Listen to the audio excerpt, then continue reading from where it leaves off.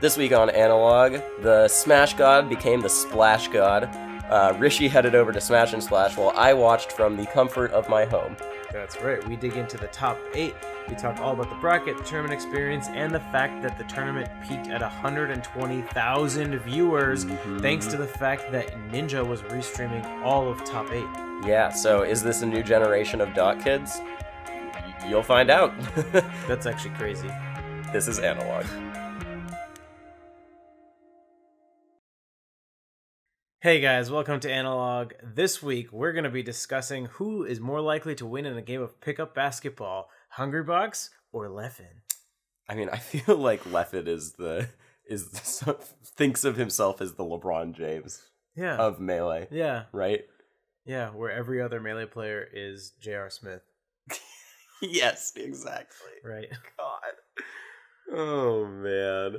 But Leffen's wingspan... I see all these people talking about how if they got down, like, if they posted up, like, Hungrybox is too... No, Leffen is, like, fucking 6'3", dude. He's gigantic. I had so much trouble visualizing anything about this hypothetical game that people are discussing on Twitter, except for what people said about what would happen if they had to call their own fouls. Which, yeah, is horrible. Because Fendi's approach is first to 11. It only goes 4-3. Leffen thinks Hbox fouls him, and the game ends in a screaming match, which was pretty. That is probably the most likely accurate outcome. So, I don't know, dude. All right, that's the episode, guys. Thanks for tuning in. That's it. We gave you the answer. Hungrybox does have dodgeball experience, right? So he does. That's maybe something. But he may be more hesitant to play ever since he injured his finger for Genesis 4. That's true. Playing dodgeball. Yeah. Could you imagine that Leffen takes him on and he actually it's all to break Hungrybox's hand? That is pretty dark. That'd be grimy as shit. Well, yeah. I don't think I have anything more to add to that hypothetical. My money's on Leffen for multiple reasons. I think Leffen would wash Hungrybox. I just do not think the game would complete. I don't think it would end. Well, we're talking about Smash and Splash. I just choked on my water, so there's a splash for you. Hey, maybe that's what I'm hearing in the mic is we're just like putting our glasses down on the table. Oh, sorry, guys. Here, let's test it a few times. Yeah, if that's an annoying sound, now you know what it is. Tag us in the comments, please. Let us know. That actually probably totally is. Get us some softer glasses. We'll go back to the solo cups. Oh my god, you're right. Yeah, that's the solution. Yeah, but yeah, Smash and Splash happened. DreamHack Austin also happened, and one of those tournaments was interesting, and the other one was not less really interesting. Yeah, DreamHack Austin had Plut beating everyone as expected. Actually, he went to Game 5 with Mike, which was let's go, Mike. definitely impressive, especially given the fact that Mike hasn't been competing as much over the past several months. Yeah, he's just coming back, focusing on his music. He released his album, I guess. Yep, his EP. Yeah. And Bananas beat Chudat. Yeah. And reverse swept him. And Mike Hayes, right? And Mike Hayes, yeah. Bananas had a really, really good run. Yep. And then Plup won. Yeah. And he beat... Remember a few months ago, Luna. or like 6 months ago, when people were like, should I go to DreamHack or should I go to Smash and Splash? And then... Oh, boy. The top 5 of DreamHack ended up being Plup, La Luna, Bananas, Mike Hayes, and Chudat. Yeah. And the top 5 of Smash and Splash ended up being Armada, Hungrybox, Leffen, Mewtwo King, and Zane. Yeah. And was that 5? Yeah. Okay, well, who else got 5th? There's another person who got 5th. Right? Oh, yeah, because... It was not M2K got 4th. No, it was S2J. Right, because he beat Kevin. Yeah. That's right. Oh man, I wanted Lod to beat S2J so bad. How'd that go? It was like pretty solid, like around 2 stocks ish per game, a 3-0. But if Lot had beaten S2J, he would have fought PewPew for the first time in bracket. Oh, I just wanted PewPew to beat S2J really bad. Well, that too. Me and Chillin side bet on that. Oh, yeah? Yeah, I lost. I think it was fine. I think you could have gone either way, because he's always had a Falcon problem, and then last time he played S2J, at the past few times, he seemed like he had figured him out. He's so much better at the matchup now, Yeah. for sure. Yeah. No doubt. Also, PewPew beat Michael to get into top 8. Yeah, Michael got 9th at this tournament in a crazy free bracket. Yeah. He beat a ton of good people, but crazy for 9th. Reminiscent of that absent page run from a few months ago. It's actually so weird because Michael is clearly an up and coming player. Yeah. Right.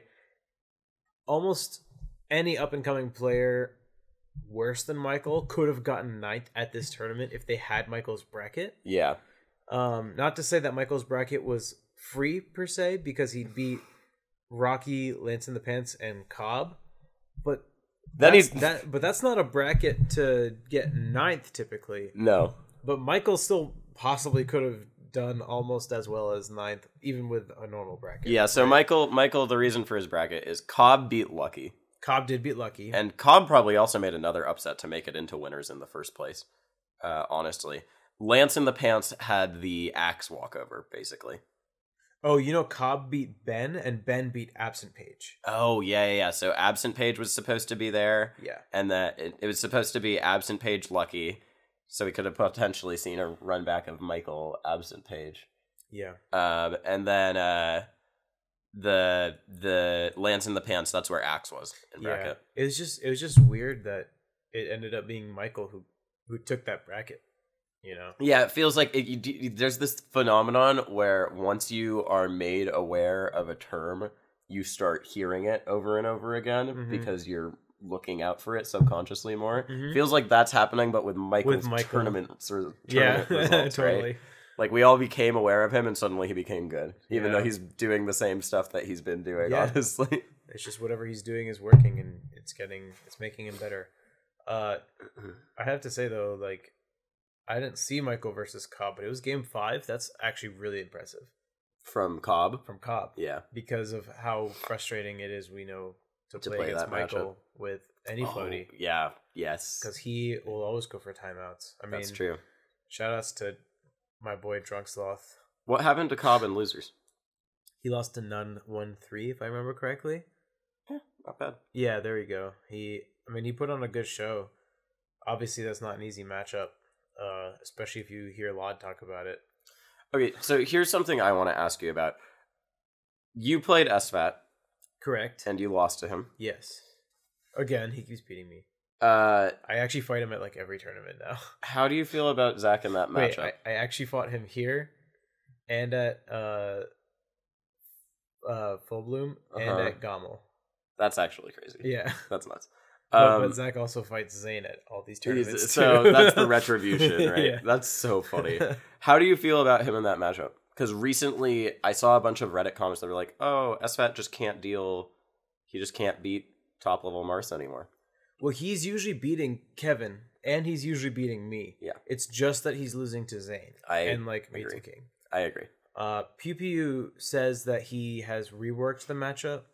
And that PewPew has, or that PewPew has reworked the matchup. Oh, interesting. Here's our Marth Guild group chat where we're talking. I'm not going to show you what our secrets are, but all right, we're talking about working on stuff moving forward. Interesting. But Kevin definitely felt good about what he changed for that match. Kevin also got the honor of warming up with my Fox. Wow, for Zach, that's incredible. And as we know, I have one of the best Foxes versus Marth. We were talking about this earlier because last weekend when we were at Zane's place, my brother was like, I was really impressed with how you were doing against Zane just with Fox. And my theory is that everyone is really good against their own main with Fox because they're so used to seeing their own character's weaknesses abused. But I just also happen to be a Fox main in addition to a Marth main. Right, so I get a double boost. I feel like that's so not true with Falco mains. Maybe not with Falco. because when you play Falco, you suddenly are like, this is what it's like to play against my character. Holy shit, this is horrible. Yeah. I've never hated Falco so much I can as see when that. I'm playing him with Fox. I can see that as Falco. Yeah. But every Marth player Totally. has a Fox that they love fighting Marth with. Peach players, we already talked about this. Sheik players too. Sheik players love beating up on other Sheiks with Fox. Yeah, I see it. So it's kind of a phenomenon. I see it. But yeah, like, I mean, Zach's not bad at the matchup. It's just that he's doing awful against Zane. Yeah, and I think he maybe has. I mean, it's hard to deny that he's doing worse in the matchup because SFAT, who used to counterpick Mewtwo King to FD and sometimes still win, like, is now just losing over and over again. But I don't know. Or Marth's also just getting better. I think that might be part of it too. But I think that he's. I think it's an exaggeration to say Zach's bad against Marth now. I still think he's pretty I agree. okay against Yeah, Marth. I agree. Zane is there's like some style counter there that's working out for Zane. Yeah, I wonder what I honestly I never watch their sets anymore. Yeah, I know me neither. that Zach's just gonna lose. So I should have been watching it this time, but I was playing Kevin. I should take a look at that. Yeah, that'd be really interesting. Yeah, I mean, Kevin made a run.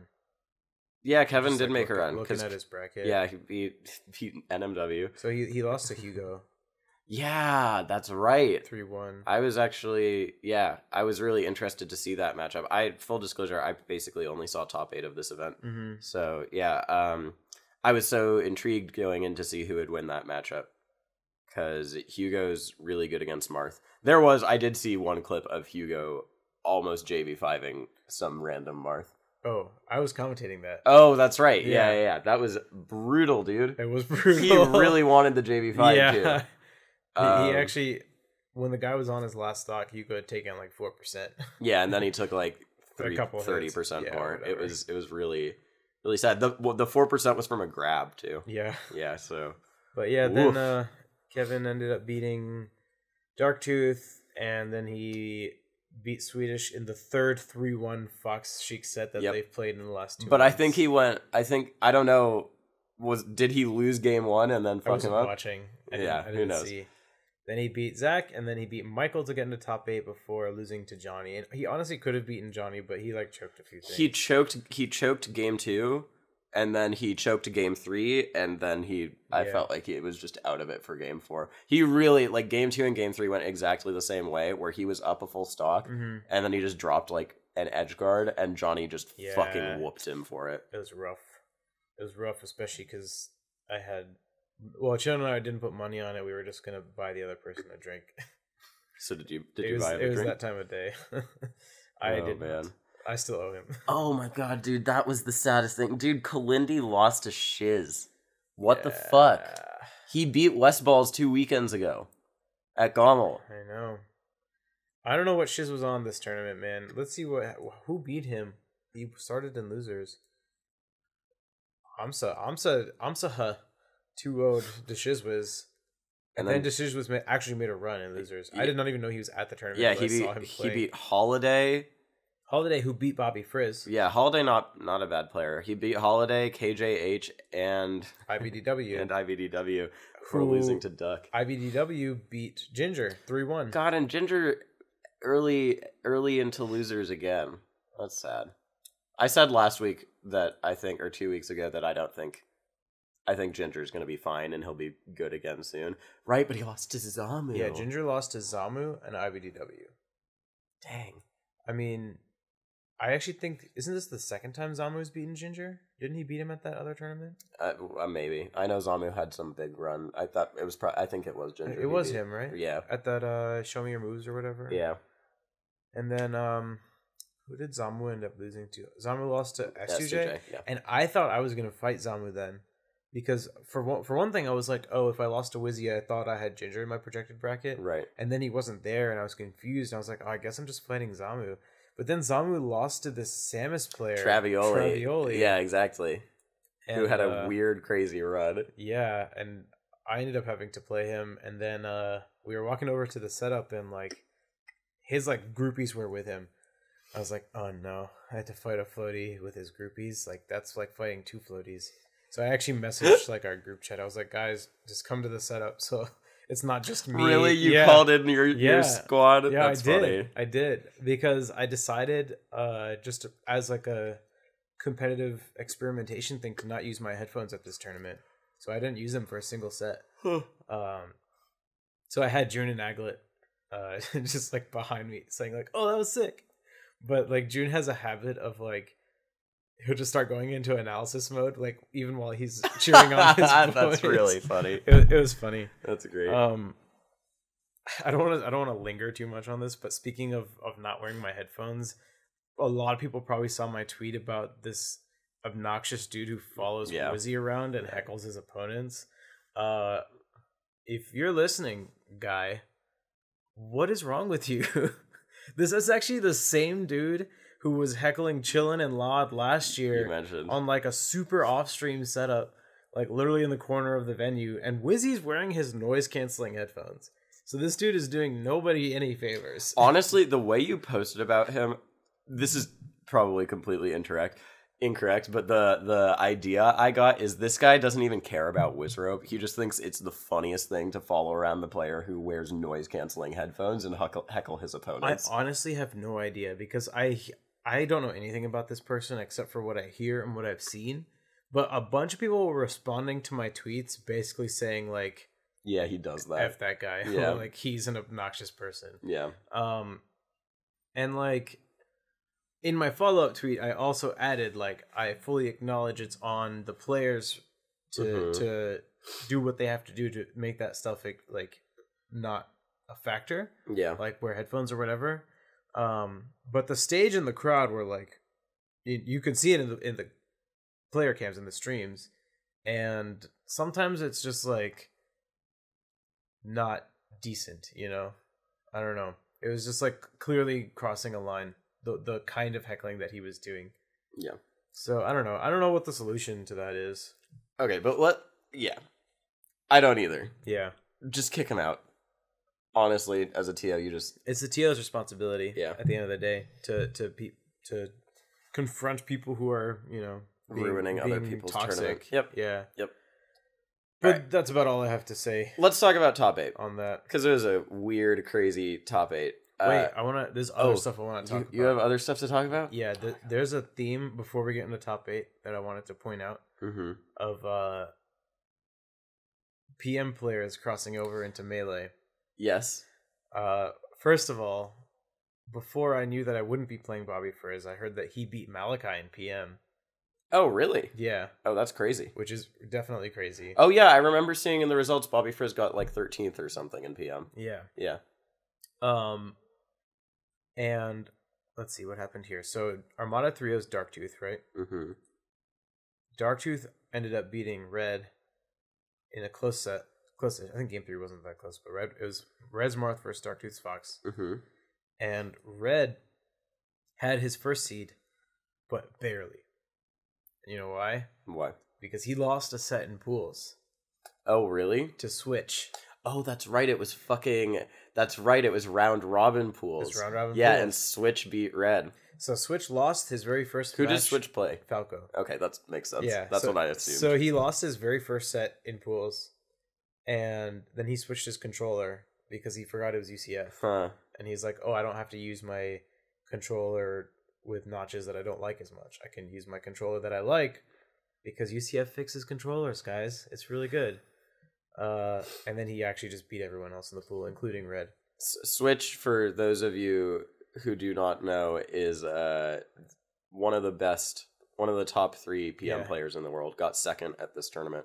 He very nearly won. He was actually fucking Lunchables up. Yeah. In grand finals. With crazy PM storylines this tournament. It was actually, I haven't watched PM in a minute, but Lunchables won his first ever major, which is crazy. After he retired. Yeah. And while Lunchables was playing, people thought of him as number 1 in the world, like, multiple times, but he never won a major. Yeah. Which is so hard to do. It's just he had winning head-to-heads on literally everyone. Yeah. But he fucking Wasn't number one. Apologize if I'm wrong about any of this. I don't follow PM pretty closely, super closely. You're correct. This was his first major win for PM.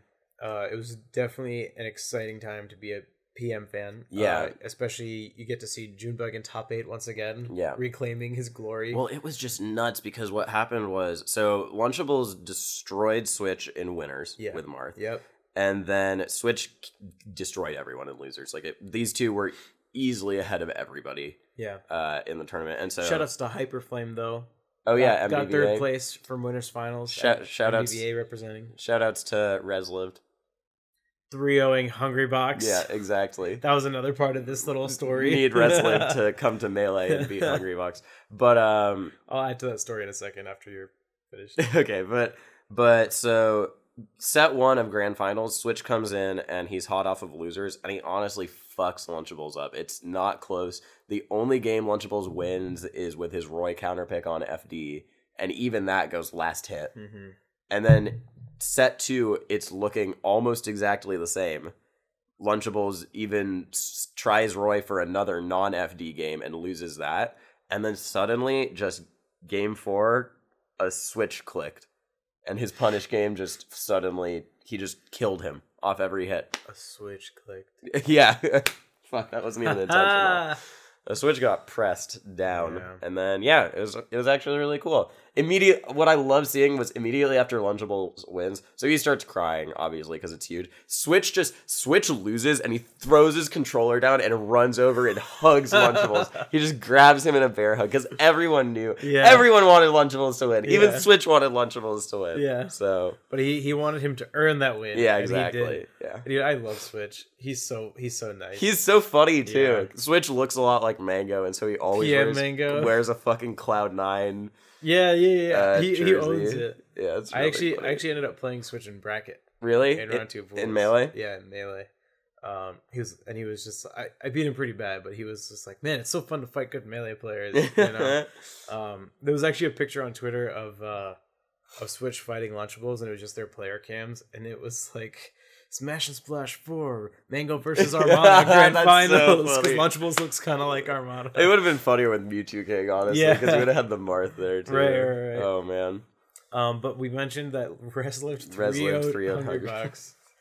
So apparently, after he lost, Hbox asked Reslived how many PK fires he hit him with, and Reslived was like, I don't know. It's pretty good in the matchup, and Hbox actually took Resliv's controller and scrolled down on the thing to find projectiles thrown, and he took out his phone and took a picture of it. It was 32 or something, but I think that includes PK Thunders for recovery. Oh, probably. So it's probably not that many. 20 something PK fires over the course of 4 stocks. Yeah. I mean, how are you gonna complain about? I don't know. I don't want to say much about it. I just thought it was really funny. It's actually probably closer to that actual number, because I doubt that Reslived was recovering 3 times per stock against Jigglypuff. True, but at least once per stock. Yeah. And that's not all. There was a teams upset in PM, in Melee. Oh, in Melee. Do you see Hbox and Crunch anywhere here? Nope, not anywhere. Where did they go? I don't even know if the people that they beat made it in. Oh, there. Okay. So Hungrybox. It was right there. It's barely inside. So yeah, again, okay, this is your pattern of talking about PM and Melee. So fucking Dirt Boy and Tech Boy beat Hungrybox and Crunch in losers. Yeah. And I heard another secondhand account of Hbox's reaction in this scenario. He said, "This is how Melee dies." Wait, Abu was at this tournament? Yeah. He only played doubles? Only did doubles. And him and Kells lost to Unspecial and Dan's Demand? Wait, what? Apparently. Who'd they lose to in winners? Oh my god. Yeah, I definitely got to hang out with Abby this weekend. They lost to Rocky and Spark, and then they lost to Unspecial and Dan's Demand. Dude. Yeah, I mean, Abby said he hasn't been practicing, obviously, since he's been second year med school. Yeah. And Today, actually, is his first day doing rotations in the hospital. So if you're listening to this, man. Avi, good luck on your first day. That's cool. There's no way Avi listens to our podcast. Actually, like the least likely person to listen to this.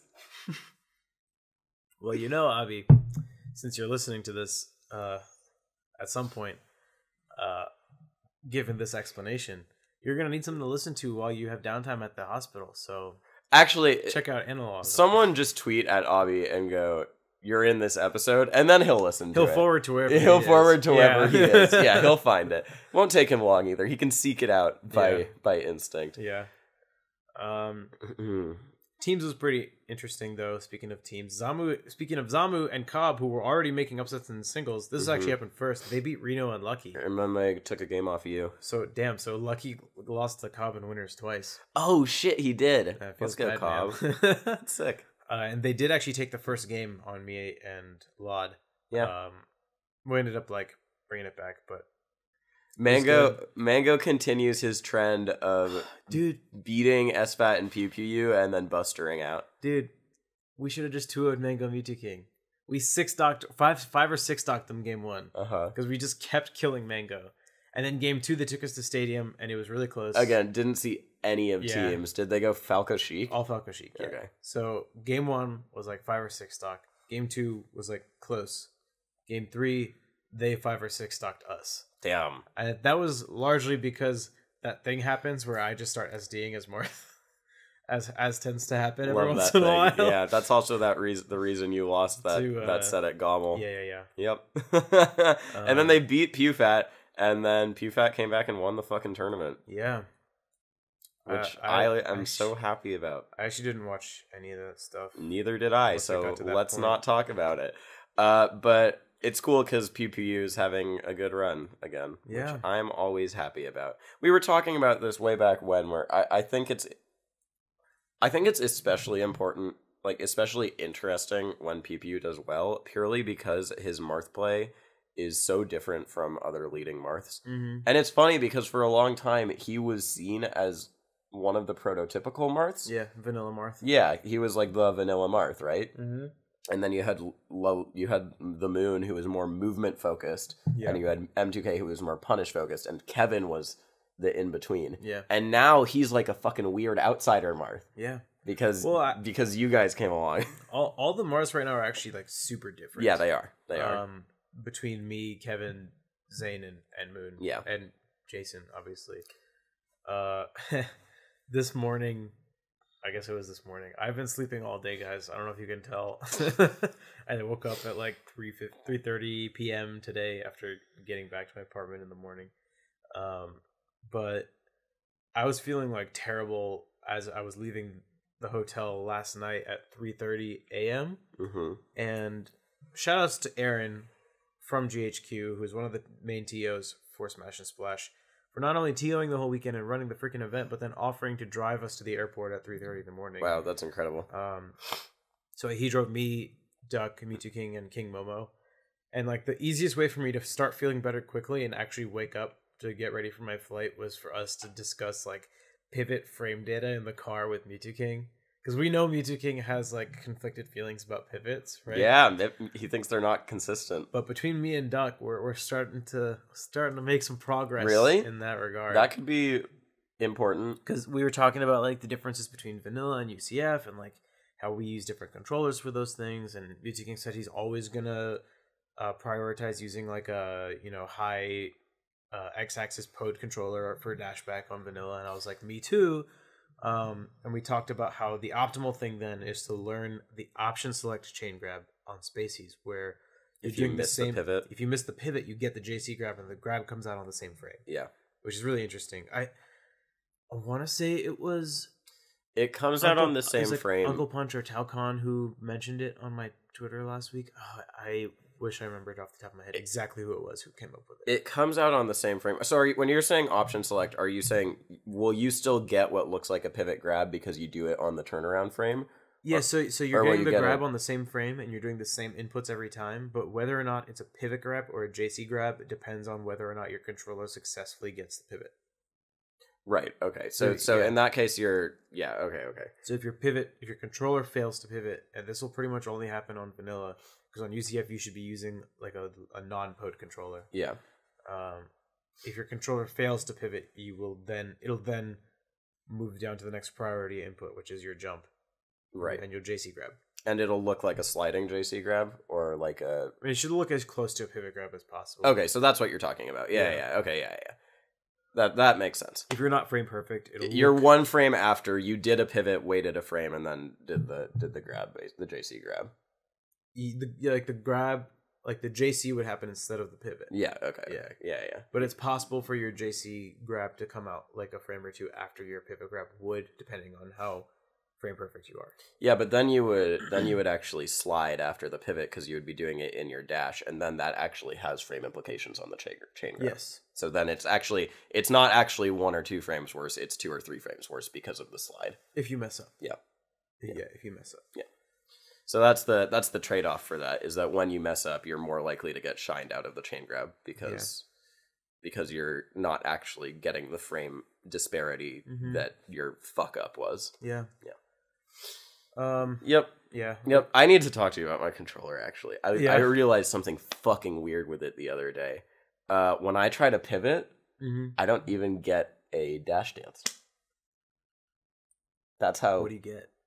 I dash back, right? Yeah. And then I try to put in the turn to do a pivot, and my control, I just keep dashing that way. It doesn't register the input whatsoever. That's really weird. Yeah.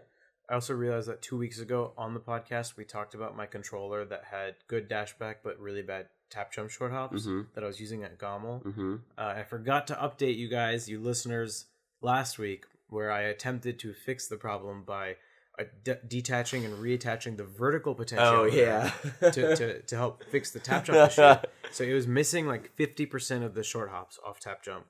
Now it misses like 30% of them, and they come out as full hops. But the dashback is gone. Yeah. So if you guys thought that it was a myth that you can just lose dashback willy-nilly, I can now tell you firsthand it's not a myth. It's not a myth. Typo thinks it's still possible for the controller to redevelop dashback. Well, if it's PO'd, then yeah. Yeah, but that's just... It's very frustrating. That's the world we live in now, guys. All right, we're going to take a break. I'm going to test your controller during the break. That sounds good. And we'll update you guys on what's happening with the controller, because that might provide something to talk about. Yeah. All right, we'll be right back.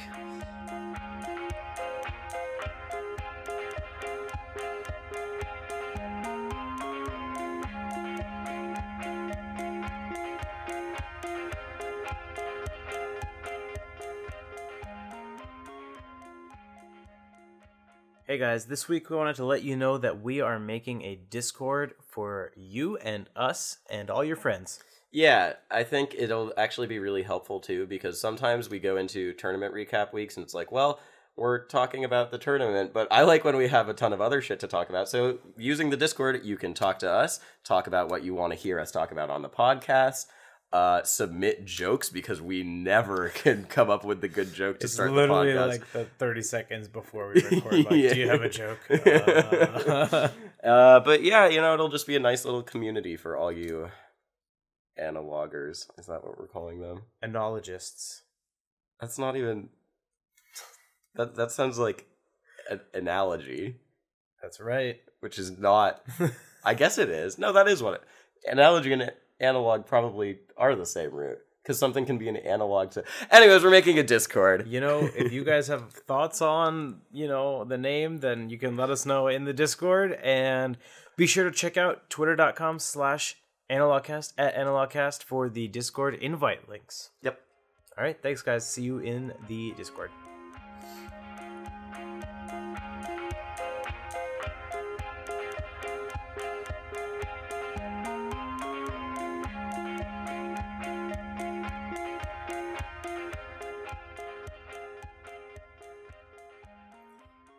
What's up, guys? Now that we've somehow wasted 30 minutes again, as we always do, let's get back to talking about Smash and Plasma. Let's get into the top 8, because it really was an interesting top 8. That it was. Yeah. So things started off with a whimper, with Mango getting fucking mollywopped by Zayn. Man, that was so rough. Such a horrible set. I mean, Mango was drunk. Yeah, he Could tell he was drunk. I mean, he was up till 6. He was up all night. And oh my god. He actually just kept drinking. He's up for like 2 hours. Oh god. And I think he and Zayn actually played for 2 hours the day of, according to Zayn. Yeah, and he was destroying him in those too, right? I'm not sure what happened. I think I heard hearsay that's what happened, but and I did see at some point Mango tweeted like, I need a new Tafo. Yeah, to keep it, because a lot of Coach Tafo's job was actually just keeping Mango in line. Exactly. And I don't know who's gonna do it now, dude. I mean, this really makes us appreciate what Tafo has done over the past, however long it's been. Jeez Louise, that set was so bad. Especially compared to Saturday, because like Mango wasn't playing that bad for the most part. No. know? But then he just played Zayn and he got Zayned. Yeah, and he had a couple moments almost like the Summit thing. They weren't as hype, but like there were a few moments where Mango was down 3 stocks and he was like, "Oh, I'm gonna just 0 to death you." But it never felt like he was gonna win. No, it always did feel like that at Summit. Yeah, where it was like, wow, there's something. There's like a flame inside of him. No, but this time it was just like, yep, like a tiny little candle. Zayn's gonna win. Yeah, and then Zayn even homie stocked him and still won. Right, and I saw a bunch of people saying that was disrespectful, but honestly, it's not. I think no. For me, it was like Zayn was like, God, this set fucking sucks. What can I do to make this somewhat like? Yeah, because Zayn doesn't want Mango to just roll over and die either, right? He wants that win to count. Yeah, I'm typically not a fan of homie stocks, but in the context, I think it was fine. I don't think there was a big deal. Like he and Mango have played a good amount at this point. That there's kind of a mutual respect. Yeah, definitely. So I think he just like played it by ear and his decision was fine. I did see some people. I forget who tweeted this, but someone tweeted like, "No one is talking about the fact that Mango lost to Zayn. Does that mean something?" I think we all kind of know. That like, I think it's just because there was better stuff to talk about. I honestly just think we're all kind of like on the same page about it. Yeah, there's no there's no discussion to be had. It's there. not like wow, like huge upset. Like we know how good Zayn is now, and we also know that Mango was like maybe 45% conscious. God, like. Obviously, Zayn is amazing and deserved the win, and obviously, there's nothing more to say. The last 3 stocks were so pathetic, too. Yeah. Mango got fendied like I know. a million times in that set, and then he would just run off stage and kill himself. After that set is when like me, Chilla, and a couple others were leaving the player lounge. And we were like, man, Zayn really just homie stocked Mango and then down tilted. Is it really a homie stock if that's what you're going to do immediately afterwards? So evil. Yeah. Yep. Yeah. Okay, well, let's move on. Yeah. I don't know how much I want to talk. Pew Pew S2J was... Yeah. We talked about that already. Kevin looked good until he didn't, and then he lost. Basically. Yeah. Still a good performance from him overall the whole weekend. Yeah, so Crush tweeted crazy how Melee top 8s these days are just alternating between beautiful Melee and horrible Melee. And that sort of was, for a lot of this top 8, that was really, really true, because S2J Mewtwo King, oh my god, dude. I'm going to pull up a response to Crush's tweet. So Crush said, I like how Melee top 8s these days alternate between sets where Melee looks glorious and sets where Melee looks god-awful. And this guy responds saying, in reality, it is both simultaneously, depending on one's perspective. And then he tags the Existential Wizrobe account. Yeah. And Existential Wizrobe responds, no, Crush is right. Yeah, which is great. This this thread taught me who people think runs Existential Wizrobe. Really? Yeah. Someone in there was saying that Wife runs it, or that's the most prominent theory. Really? Which I can totally see and would make me really happy. Really, really happy. So interesting. Yeah. I think that would be fucking great. Yeah. I hope Wife runs it, and I hope he never, ever tells anyone. Yeah. I love... Because Wife always tweets about... Every 6 months, Wife does a update on what I'm doing thread, I'm just being a spectator, being a TO, being in the community in my own way, playing a lot of Event 51. And I like to think being in the community in my own way means I'm running the Existential Wizroom account. Well, if that's you, wife, keep it up. Yeah. If it's not, well, good job, man. Yeah. Mystery. But Ugly Melee, holy shit. Mewtwo King versus S2J sucked so bad, dude. You see Johnny's tweet Yeah, of course I saw Johnny's tweet. He said, boy. Mewtwo King has a needle dick. Yeah. Oh my god. Horrible, horrible set. Yep. And then, speaking of washes, Armada and Zane. That was... It was kind of a wash. Game 1 was close. It was Game 1 was the match. Like, the match was over after that. Yeah, you got just the download. Straight up. Because Game 1 was so close and so back and forth. And honestly, Zane flubbed a million fucking, like, conversions at the very end and let Armada get back on stage for free. He went for, like, lazy sort of, like, oh, if I do this, it sort of works for me, but it won't be a kill option. There was one part where he got the side B, and then he was afraid of Armada air dodging out of the up tilt, so he did jab down tilt. I was just yelling because I get it. It's like, that's actually, I'm being way harsher than I should because that's an intelligent decision in case they air dodge out of it. But it just meant he lost right there because he just down tilted Armada, went to ledge, and then Armada got back. And I was like, no! Two things happened over this weekend that did not help out this set. Okay. One was that on Saturday, Armada and I played for like an hour. So that... Man! That sealed the fate on Zane and Mewtwo King, who then also got washed by Armada in the Peach Marth matchup. Yeah, he did. Secondly... We didn't know if Zane was going to be fighting Armada or Leffen, and we didn't know if it was going to be Armada's Peach or his Fox.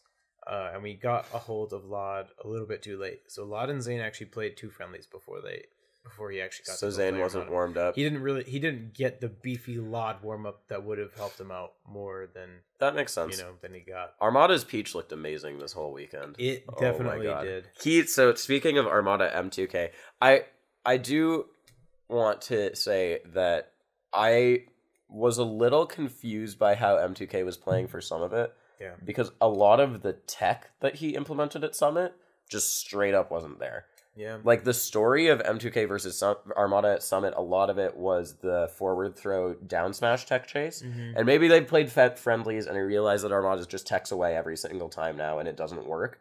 But a lot of the time after M2K, he only went for the down smash once the entire set. Yeah. And a lot of the time he would just get the forward throw and Armada would just get out. And it was like... Yeah, honestly, the down smash thing isn't like super reliable. No, I know. It's like pretty situational. But it worked. So why did he stop using it? Yeah, I mean, Armada, obviously, he's going to be more prepared for it this time. I guess that's true. But we did talk to Jason about it a bit this morning, and he was saying, like, literally the whole day he'd been playing Fox. He played like that's true. He did say that. He played like 10 hours of Fox Puff, and then and then he was like, and then I got into bracket, and it was like all that didn't happen, and I started from scratch, and that's how he felt playing against Hbox, and then he switched to Marth. Yeah, and that's kind of how our discussion got started. Of like, well, what if you just played Marth the whole day? And I was like, imagine if you knew the Marth Puff matchup. And that's why we started talking about pivots. Oh, that's the track it all went down. But imagine if there was a way Marth could kill Jigglypuff. Hey man, pivot only covers one DI option.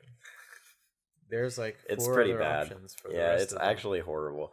I can't believe he still hasn't done it though. I can and I can't. He hasn't worked on it. I can and I can't because he also his Fox historically actually has done in the past 2 years pretty well against Hungrybox. Relatively. So makes sense. Regardless, I mean, it did not do well this time. Taking that much. Yeah, that was bad. Armada, Leffen, and winners though. That was a set. That was a fucking set, dude. Yeah. So Armada displayed a new strategy. Maybe it's just because he felt like his Peach is playing amazing. Yeah. But when Leffen counterpicks him to FD, he switched to Peach. Armada goes Peach for the first time in years, I think. Yeah, and in this set, it did not work out for him. Barely. And then it barely did work out for him in losers. Yeah, but before we get to losers, after the peach happened, so what was it? It was 1-1. It was 1-1, and then it was 1-2. Yeah, Leffen won game 3, and then we went to Yoshi's, and Leffen 4-stocked him, taking how much percent? 38. It was if I remember correctly. Ridiculous. Yeah. So, and it was very interesting because you can stitch these two sets together. And the way Leffen played at the end of set 1 looked exactly like how he played at the beginning of set 2. Because going into set 2, they went Fox Ditto to start off again. Yes, and Leffen was hitting all these shines on really, I think, who was it? Wobbles kept calling them shallow up B angles, which I really liked, with Armada trying to end right over the stage. Yeah. And Leffen was just sniping it out and shining it. Yeah. And yeah, it looked really good for him. Yeah. And then, I don't know, dude. Well, first of all, Leffen lost to Hbox game 5. Yes, that's true. And we saw something interesting that they played on Fountain game 5. Yeah, which is what should start to happen every set. It should. It means that the Foxes are not letting Hbox go back to Battlefield. Yeah, which usually is what they do. Really, really smart. Yeah. Yeah. But he still won on the Fountain pick. Yeah, I mean, honestly, people should strike Battlefield against him. It should start on Fountain. Statistically. Yeah. It would be in their favor. So did you see... So one thing I was watching this whole time and thinking about, like, oh, if I were on commentary, I'd be talking about this. There was this really, really great Reddit thread. Really, really great YouTube video by Kenicky that was doing a statistical analysis of Plup versus Hbox in this year, and the most interesting part of it was at the very end. He compared the way that Plup and Leffen get their kills on Hbox, and so Plup is the up throw up air master. Okay, he is. He totally is. Yeah, he gets like 30. He gets like some 40% of his kills through that. Leffen gets jab up smash like a full 12% more than Plup does. And that was really evident from watching this set. It was really cool in general. All this comes to say that actually Plup and Hbox should statistically strike to Dreamland, weirdly enough. Really? Yeah, it's the most even stage in the matchup. That's Plup crazy. loses on Fountain like every time. I feel like some of that has to do with like Plup gets a little bit more vicious once he takes a game, and Hbox that's probably brings him to Dreamland. Sorry, Plup loses on Battlefield every time, is what I meant to say. Yeah, he loses on Battlefield like every time. And then he wins a game, and then they go to Dreamland, and he's like, I'm going to take you down. And then it's like a 50-50 between that first Dreamland counter pick. Yeah, so that's what frequently happens. Pretty cool. But yeah, I mean, the other reason that it's 50-50 also is that if you think about it, Plup never 3-0s Hungrybox, but Hungrybox will wash Plup occasionally. Yeah. And that means Dreamland never gets played. So when you see Dreamland come up, it's when Plup is playing at his best. Yeah. Usually, because it means he had to win a game already. Yep. So it's basically what you just said, but statistically it also skews that way anyways. Yeah, makes sense. Yeah. But then Armada and Leffen in losers finals. Armada made a 1-3 stock comeback in the Fox Ditto. Yeah. My heart broke. Yeah. I really, really wanted Leffen to win this tournament. Especially after he fucking lost last hit to Hungrybox. I know. I would have loved to see Leffen win this tournament too, especially because that means he would have had a double smash. It would have been so cool, title. Dude. Yeah. Yeah. It would have been such a statement for him to win both Dragon Ball Fighters and Melee at the same tournament. So we didn't even talk about this, but Leffen got 3-stocked by Michael game 1. Yeah. And you could just tell he had literally just finished playing a Game 10 Grand Finals with Lord Knight. Yeah. And for those of you who don't know Lord Knight's playstyle, Lord Knight, everyone talks now about like Goichi as having this impenetrable defense. That's been Lord Knight for fucking years. He's the anime player who does not get hit. His defense is crazy. Yeah. So it was a grueling set for Leffen. The bracket was actually like held up for a while. Like I know Lot had to wait because they were waiting on loser of Leffen Spark, and then it was Spark Bladewise, winner that played Lot, and then on to Shroomed, and then Lucky yesterday, etc. So Leffen basically played a marathon because he immediately went on to play Spark, and then he played Michael. If you guys saw that set, I was commentating that set Shout outs to my co-commentator Sleepy K. That was a super fun block. I love Sleepy. I'll have to go and watch that. Yeah. Also shout out to Jake Spear because he and I did a couple blocks too. But yeah, I mean that would have been insane if Leffen had won both of those events. I wanted it so fucking bad. But here's the thing: if Leffen made it into Grands, I don't think it was as likely for him to double. I agree. Hbox. I agree. But dude, this time in this set, like we mentioned earlier, on Leffen's FD counter pick, Armada ends up taking it. Do you remember how he finished it? What was he freaking killed Leffen at like 60. Oh yeah, so that was something weird. This entire set, Leffen's DI against Peach was atrociously bad in the losers set. He died at 60 from a forward throw, just straight up in the first stock on FD. Oh, was that with the chain grabs? Yeah, he was just chain grabbing. He was DIing for the chain grab. And he was DIing for the chain grab, and Armada just forward threw him, and Leffen just died. Yeah. At 60% from the chain grab. Yeah.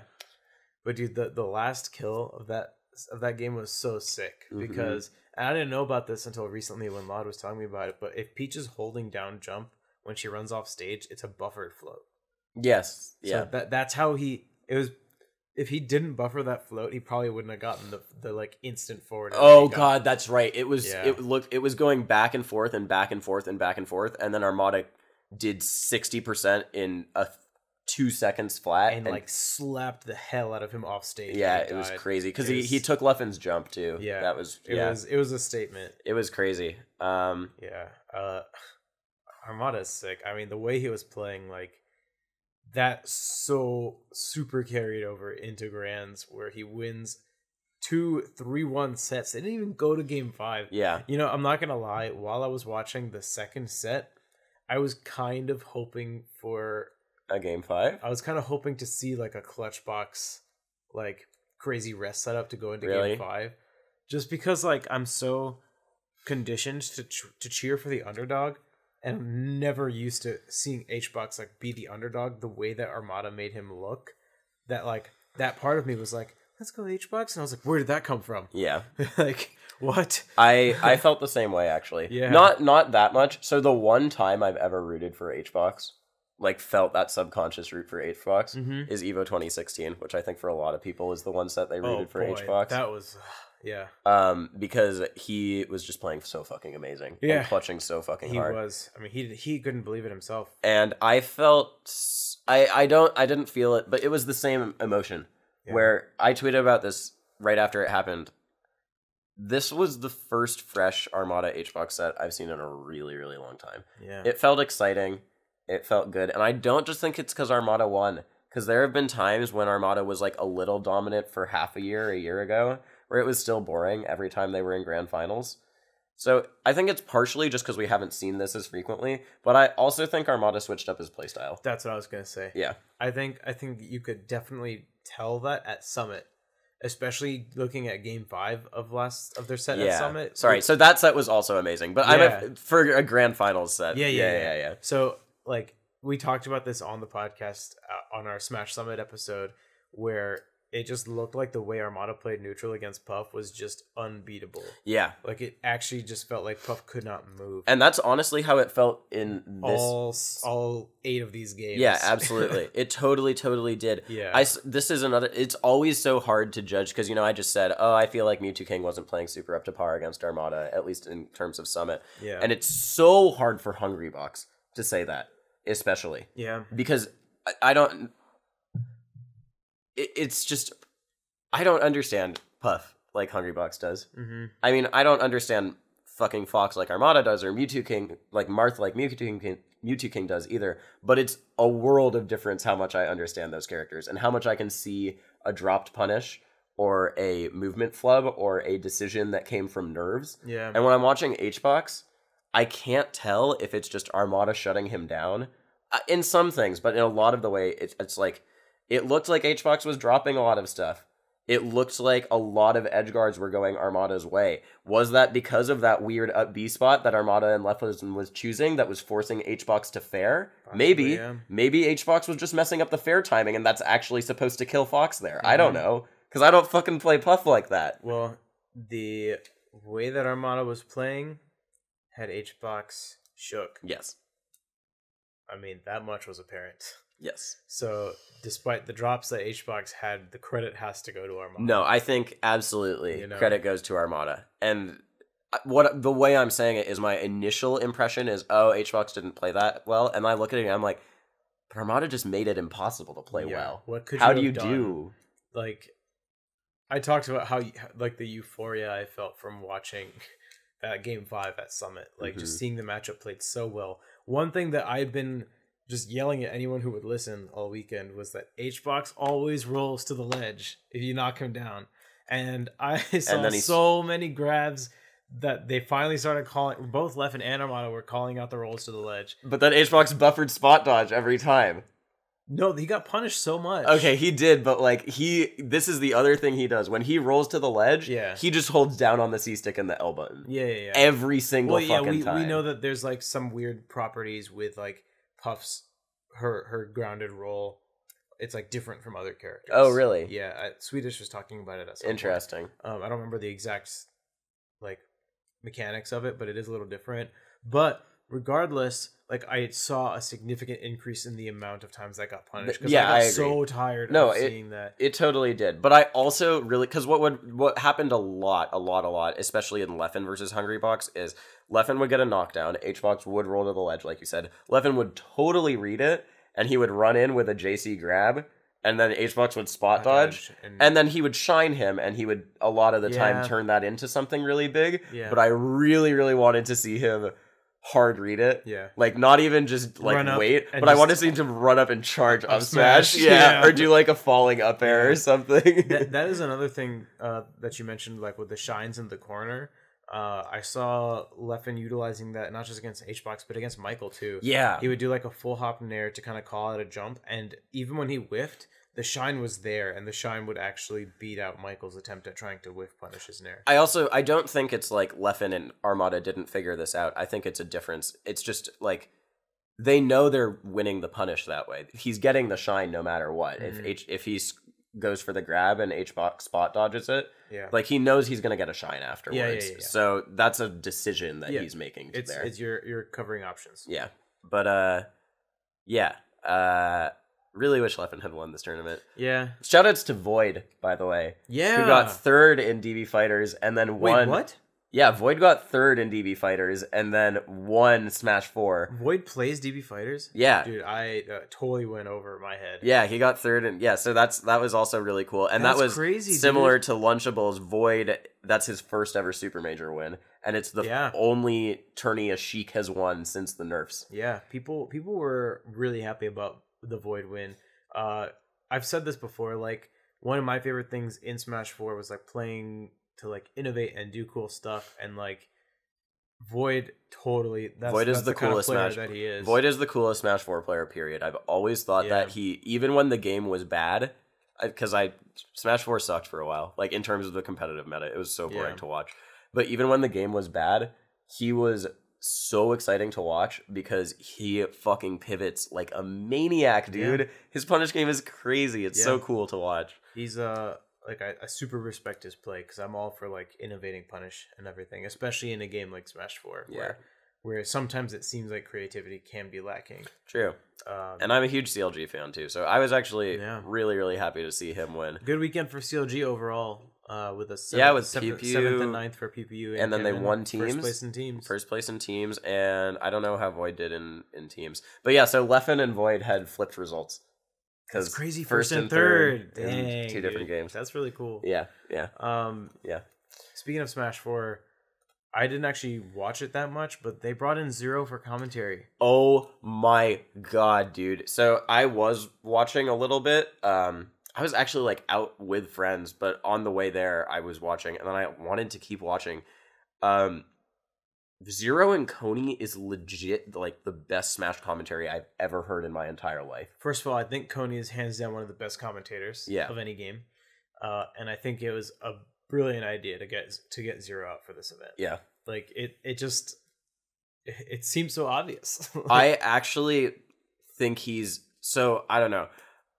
I feel like a lot of people's image of Zero is so different from what he's become. Oh yeah. So Zero's like a YouTuber now, and he's like Yeah. has all of the parts I don't like about YouTubers in that, but he knows he's just doing it because it's part of his brand. What I'm trying to say is he's become like a really good showman, actually. Yeah. Really, really good. He knows how to sell something. I mean, he's been streaming, like, that's what he does on his stream. And him and Coney was one of the only times. This was my one complaint with Brandon and Wobbles on commentary, which other than like, which was by and large amazing. It lacked a bit of hype. They just both of them are sort of laid back. Yeah. Zero and Coney is some of the, and I understand why, because it can sound really fucking cringy when you get hype and really fake.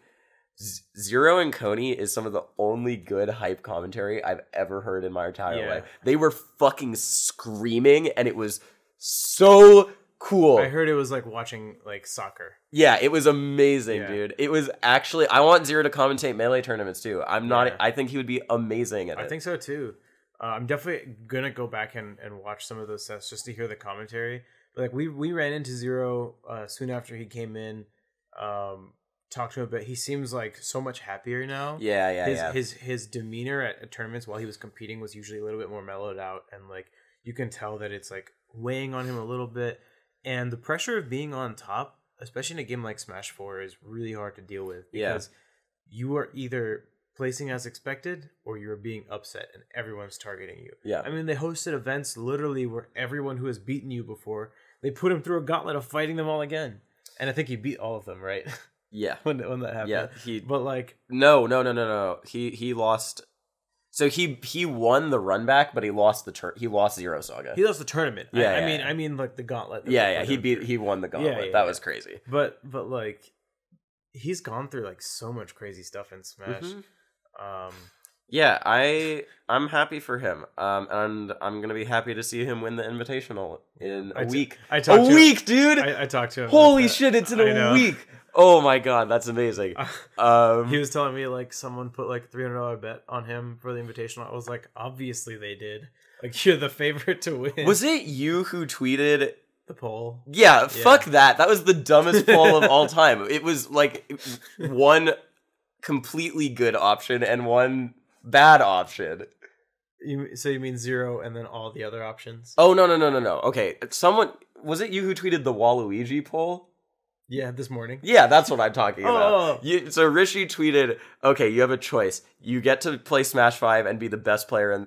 Wait, that's not me. No. I did tweet a Waluigi poll this morning. What did you tweet? I just said, would you still compete in Smash 5? That's all it was. Okay, yeah. So I said, would you compete in Smash 5 competitively if Waluigi's the best character? So that is think completely beautiful... situation. That's what I want for Smash 5. I'm gonna be a Waluigi Falco dual main. There's like no way I'm anything else. And then so on the one hand, yes, Waluigi is the reigning king. Life is perfect. And on the other hand, everything is awful and you're not playing Smash 5. So what's the decision here? I just said to think carefully because you have to imagine the implications. I mean, just picture like watching every tournament where 7 out of 8 of the characters in top 8 are all Waluigi. That sounds fucking incredible. And every other move he uses is him yelling, "Wah!" Do you actually think... Just imagine listening. I feel like if that happened, Nintendo would patch quicker than they've ever patched any game. That's not the look they want for their fucking game, right? Funny. They just can't. It would be a PR nightmare. Yeah, it would. I really... Well, this has been their whole weekend with the Mario Tennis Aces demo. Is all like little clips of Waluigi just like yelling at people. Waluigi fucking dances, moonwalking. Yeah. Oh, it's the greatest. I cannot wait for that game. Dude, there's no way he's not going to be in Smash at this point. He has to. I have such a strong feeling. No, he has him to. Because the fact that they gave him a makeover for Aces too, it's like, come on, dude. He has to be in the game. He absolutely is going to be in the game. I will be so fucking mad if Waluigi's not in the game. Okay, we have one other thing to talk about that I realized halfway through, and that we should have talked about. We should have like thought about this. Ninja, dude. Oh yeah, that's like actually huge, and it's like a really fun topic to talk about. To all you guys trash talking Ninja for restreaming Smash and Splash, stop. Yeah. If you guys are not caught up, Ninja, who is basically the most famous, gaming personality in the world right now. Yep. Where did he come from? I actually have no idea. All I know is that he streams Fortnite like every day. He was a Halo Reach competitive player. Okay, did people really know who he was? In Halo, yeah, but he was claim pretty to fame. He was good at Halo Reach. He did like these 1v1 streams and stuff. But I mean, where did he blow up? With Fortnite. Yeah, I remember. So let me clarify. I'm not the biggest Ninja fan, and if you're shitting on Ninja for other things like the words he's dropped on stream, totally fine by me. But it is stupid to shit on him for restreaming our game. He blew up when I heard him talking about this on stream because I will watch it because I work in esports and it's like, no, he's a good entertainer, dude. He definitely is. Yeah. I throw it on in the background while I'm working. But he talked about how he just swapped from game to game, played them all. He played PUBG, he played H1Z1, and then Fortnite was just the one that worked. Stuck. And I think it lines up with his personality too. Because he's always got dyed hair. He has a fucking headband. His name is Ninja. He's like a fucking goofy, weird dude. Yeah. So that's why Fortnite worked. From what I hear of like him speaking when he's like interviewed and like talking about other games, overall I get a pretty positive impression from him. Yeah. Like it's hard to not have like things to criticize when you're that heavily scrutinized. I'm not gonna defend at all because I 100% condemn his slip-ups. Oh my god, that was so fucking awful. Yeah, when he said the N word on stream, it was just like come on. Like, what are you doing? It was like, I don't know. It was just so, I think he's a really well-intentioned guy in like pretty much everything he does, legitimately. Yeah.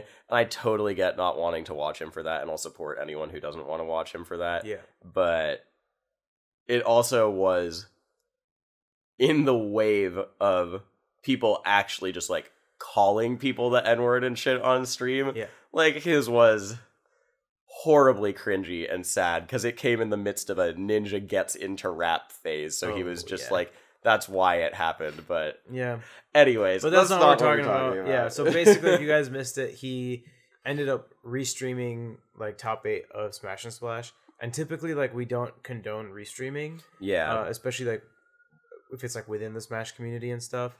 But with Ninja, he himself had 90,000 viewers on Twitch.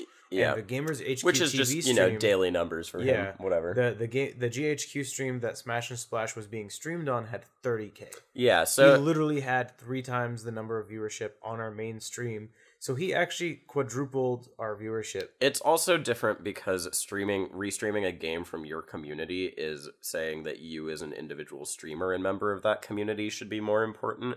But no, like that, the thing about Ninja is he's not taking viewers. He's adding 90,000 new viewers to Smash. Yeah. And he's speaking about it positively. Oh god, dude. And trying to like watched people in. So I watched once I heard Ninja was streaming, which they said on stream and were like, thank you, Ninja. I watched all the rest of top 8 through his stream. Because he barely talked the entire time. Yeah. Like he would, but most of the time it was just him reacting to what was happening, and I could hear wobbles and waffles. Yeah, he had them turned up. It was cool. It was great. He tweeted out the Smash documentary for all of his followers who wanted to learn more about Smash. Someone in the game said like this isn't even, or in chat said this isn't even good, and he went, if you think Smash isn't hype, you're an idiot. This is the chess of esports. Yeah, this and StarCraft, but I like this more. Yeah. So that was fucking cool, dude. Yeah. I will say watching him was a little like, it did have that feeling of you meet some dude who's like, oh yeah, dude, I love competitive Smash. I watch. Can you wave dash? Because he kept calling rest sleep. Really? Hbox has to hit him with the sleep. Oh my god, that's what he kept saying. I'm gonna start calling it that. He's also a huge Hbox fan. Yeah, it's like his main. Dude, so many hardcore Melee followers are Hbox fans. I went through that too, and I went through that having played Melee for 4 years, and then I became an Hbox fan. Yeah, not an Hbox fan, but in the Hbox Mango feud, Mango posted his Reddit comment, and I was like, "You're a fucking moron." After Evo, yeah, that was so fucking legendary moments in Smash history. Pre-PC Mango. Oh my god, Mr. Nintendo 5K. That was so funny. Yeah. The golden age. He's actually just a fan. I think he's a fan of everyone but Armada, basically. Really? Wow. Yeah. Well, because I think that's what a lot of Doc kids are, and he's a doc kid in terms of his viewership. He said things he said during the stream. Here's a great section where I quote what Ninja said back to you guys. He said like, "Man, where's Mango? We need Mango back. Come on, Mango. What are you doing?" And then he said like, "Sounds like a typical Mango." Yeah, it sounds like you say Mango, stop trying. Yeah, I see that. And then he was talking to Leffen. He was like, "Hey man, Leffen, I wanted you to grand finals. I wanted you to win the whole thing." And then he was rooting for Mewtwo King too. He's a huge Mewtwo King fan. Yeah, so he's a fucking dot kid. He's an M2K and Hungrybox fan. Yeah. What else would you be? Yeah. Right? I guess. What else would you be? Yeah. The biggest good that Samox's documentary will do for the community is it will turn new doc kids into PPMD fans. Yeah. And Armada fans. That's the biggest good it'll do. I wish he talked about PPMD. Maybe he could get PP back for us. Ninja? Yeah. He'll send his army. Maybe. I don't know, dude. I don't. Yeah. I don't think PP's coming back. Yeah. I've said that. I don't think he is. I still believe, guys. I'm a believer. If there's any time, 5 of the top 6 are playing at their peaks right now. They're all playing amazing. It would be. I was like, which one's not? And then I was like, oh yeah. Sorry, Mango. Come on, dude. Jillian and I were in special form after watching Zane Mango. Yeah, what's in special form mean? We were just really happy, and I was like, I'm unsubbing to Mango. I'm almost 3 years. It doesn't matter. That's really funny. I'm giving my $5 a month to PG Zane. Shout outs to Zane. He's gonna start streaming eventually, guys. He literally doesn't. He's chillin' stream is Zane's stream right now. Go sub to chillin' if you support Zane. You know, I'm gonna give that extra $5 to chillin'. I'm gonna be a tier 2 sub. I'm gonna be not a Krillin dude. Krillin dude, I think is tier 3. What's the tier 2 name? Well, Chilluminati's base level, right? Yeah. I forget what the second one is, but I'm gonna do that one. Sorry, Mango. When is the Zane chillin' diss track gonna? It's absolutely coming. 100 like the Zane chillin' diss track. Yeah, I don't know who they'll diss, but it's gonna come eventually. They can't do it because Chillin' is Zane's father. So he can't diss his own son. No, I'm saying so you know how when Chu needed to diss someone, it was just a Chillin' diss track, but Chu featured on it. Yeah, I want that, but with Zane featuring on it. To diss who? I don't know. SFAT, Mango. I guess. Well, I mean, they're just getting their ass beat by him at every tournament. What else does he need to say? Listen, Zane, I see you on Twitter. After that conversation we had about building your brand on this podcast, Zane has started building his brand. I see it. Once he got a little confident, there's a persona to Zane now. Yeah. Absolutely, that he's building up. He's like Crush, but less of an asshole. Yeah. That's like his whole brand. Crush tweet drafts cleaned up. Yeah, exactly. That's the Zane brand. Yeah. Yeah. So I think he would be great on a diss track, because I also think he knows how to make fun of himself. He could do the Shaggy voice. Oh my god, dude. Yeah. That would be incredible. That came out of nowhere. You get Chillin' to do the fucking like the singing part, and Zane to do the Chillin' does the hook and Zane does the verses. Good lord. That would be so ridiculous. Yeah. I would love it. Someone start a beef with Zane so we can get this going. Who else? Zach, you can do it. Zach, you started beef with West Balls off of like non-existent shit. Just wait till Mango stream this week. He'll probably say something. Mango will? Yeah. He'll probably be like, "Oh, I'll beat him next time." I mean, or something. A lot of the diss tracks that Chillin' and Chew dropped weren't. It's not like Zane is not Chew. First of all, there are so many big differences with Zane and Chew. Chew will drop a diss track to get 5 more subs on Twitch. I guess that whole diss track history was basically just Hugo and Chew, huh? Yeah. That was so funny. There was like a period of time where they were releasing one like every month because people wanted it. Fun fact, I was Mike Hayes' titler for all of those. Whatever Mike Hayes' diss track at Chew is called, the one that's for Hugo. I came up with the name for that. I forget what it's called. Let me find it.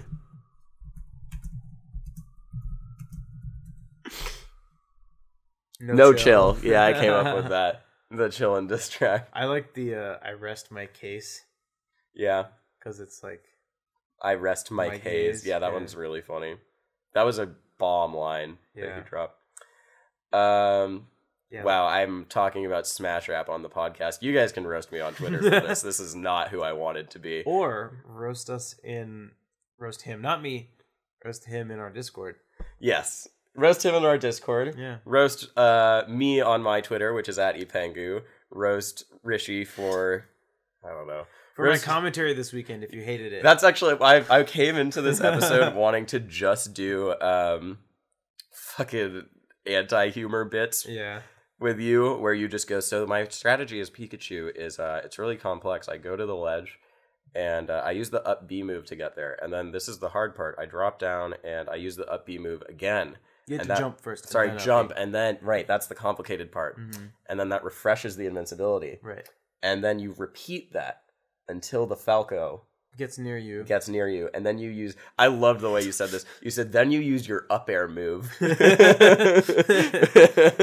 the up aerial attack, naturally. God, that was so funny. We'll do that next. Well, no, next week. Next week. I don't... We'll talk... What day is the Invitational? I think it might be like... Here. Yeah, I got it. Smash Invitational... 2018. Yeah. It's got to just be this weekend, right? This weekend's E3. No, it's during the week. June 11th to 12th. That's Monday. Fuck, dude. Yeah. We might have to delay the podcast. Yeah, we could. Honestly. Yeah. We'll update you guys on our Twitter once we have a better idea of the schedule for the Invitational. Because if it happens like Tuesday during the day, I don't want to release the video a week later. Yeah, I would want to just wait and do it. Also, because nothing's happening this weekend. Yeah. So we'll try and keep you guys, like, we'll try and make our post Invitational podcast happen as soon as possible after the actual event. We'll do plans to do that. That might mean it'll come out later next week, like Thursday or something. But yeah it'll be good. But yeah, that does it. We were doing our plugs. At SmashGod with a 0. Yeah. At Ipangu, at analogcast. Roast us on all platforms. Email us at analogcast@gmail.com. And by the time this goes up, roast us in our Discord. Heck yeah. Bye, guys. See ya.